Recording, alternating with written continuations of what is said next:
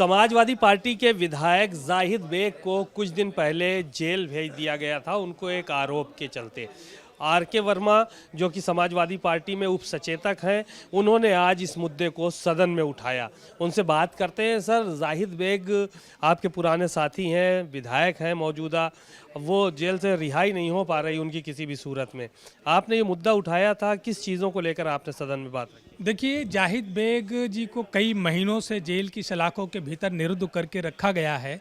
जो प्रकरण था वो सर्वविदित है कि एक नौकरानी ने आत्महत्या किया और उस मृतका के परिवारीजनों ने बारंबार पुलिस के सामने बयान दिया, हलफनामा दिया कि इस घटना के पीछे विधायक जी के परिवार का, उनकी पत्नी का, उनके बेटे का कोई वास्ता नहीं है। मेरी बेटी को कोई ब्लैकमेल कर रहा था, जिसके चलते अवसाद में आकर के आत्महत्या करने का काम किया। हम उसके साक्ष्य सबूत देते हैं, उसका संकलन करे पुलिस। और उनके परिवार के द्वारा कोई तहरीर नहीं दी गई, कोई मुकदमा नहीं दर्ज कराया गया। पुलिस के द्वारा स्वयं तहरीर मनमानी तरीके से, मनगढ़ंत तरीके से लिख करके, साक्ष्य सबूत कूटरचना करके, चार्जशीटेड करके उनको जेल की सलाखों के भीतर निरुद्ध किया गया।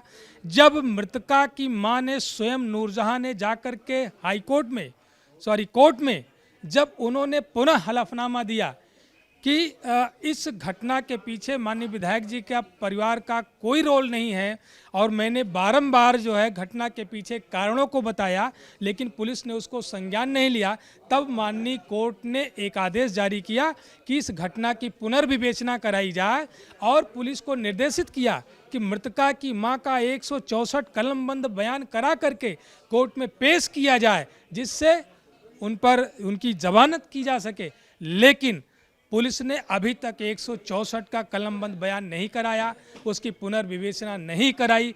इसीलिए मैंने इस बात को कहा कि इस तरीके से अनेकों घटनाएं हो रही हैं। मैंने महाराजगंज के धर्मराज निषाद का मैंने उदाहरण दिया कि आत्महत्या करने से पहले सोशल मीडिया में निषाद जी ने लिखा था कि एक सरकार के मंत्री, उनके परिवार के द्वारा मेरे ऊपर फर्जी मुकदमे दर्ज करवाए गए, मैं उससे तंग आकर के अपनी जीवन लीला समाप्त कर रहा हूं। लेकिन पुलिस ने वहां पर कोई उनको एफआईआर में आरोपी नहीं बनाया। मेरा कहने का ये कतई मतलब नहीं है कि उनको आरोपी बनाया जाए या नाम जोड़ा जाए। मेरा कहने का आशय ये था कि पुलिस का दोहरा मानदंड क्यों? एक तरफ जहां मृतका के परिवार के लोगों ने कोई तहरीर नहीं दी, एफआईआर नहीं दर्ज करा, आरोपी नहीं बनाया, फिर भी माननीय विधायक जी के पूरे परिवार को जेल की सलाखों के भीतर निरुद्ध किया गया। ऐसा दोहरा मानदंड क्यों अपना रही है? उसी पर मैंने माननीय आजम खां साहब पर मैंने कहा कि जिन्होंने इस सदन की गरिमा को बढ़ाया, 9 बार रामपुर की जनता ने उन्हें निर्वाचित करके भेजा, विभिन्न पदों को सुशोभित किया उन्होंने, उनके खिलाफ शर्मनाक मुकदमे, बकरी चोरी, मुर्गी चोरी, किताब चोरी के मुकदमे दर्ज करा करके जेल की सलाखों के भीतर निरुद्ध किया गया। इरफान सोलंकी को पटाखे से लगी एक झोपड़ी में आग में, उस मामले में फर्जी तरीके से साक्ष्य तैयार करके उनको नामित करके उनको जेल की सलाखों के भीतर भेजा गया। उनकी सदस्यता को निरस्त कराने का काम किया गया। शीशामऊ का अभी चुनाव हुआ, शीशामऊ की जनता ने यह बता दिया कि आप कूटरचना करके, पुलिसिया कार्रवाई करके किसी का सर्टिफिकेट निरस्त करा सकते हो, लेकिन जनता के दिलों से नहीं मिटा सकते हो। ये संदेशा शीशामऊ की धरती के लोगों ने दे दिया, उनकी पत्नी को पुनः विधायक बना करके। तो आज विधानसभा में ये प्रश्न उठा और मैंने इसीलिए सरकार से, माननीय अध्यक्ष जी के माध्यम से ये अपील की कि इस पर व्यवस्था देने का काम करें। यह अच्छी परिपाटी नहीं है, स्वस्थ लोकतंत्र की यह परंपरा नहीं हो सकती है। आने वाले वक्त के लिए गलत संदेशा जा रहा।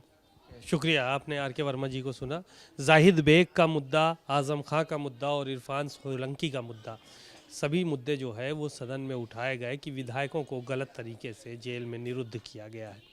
कैमरामैन मेहदी हसन के साथ सीमा अब नकवी, भारत समाचार, लखनऊ।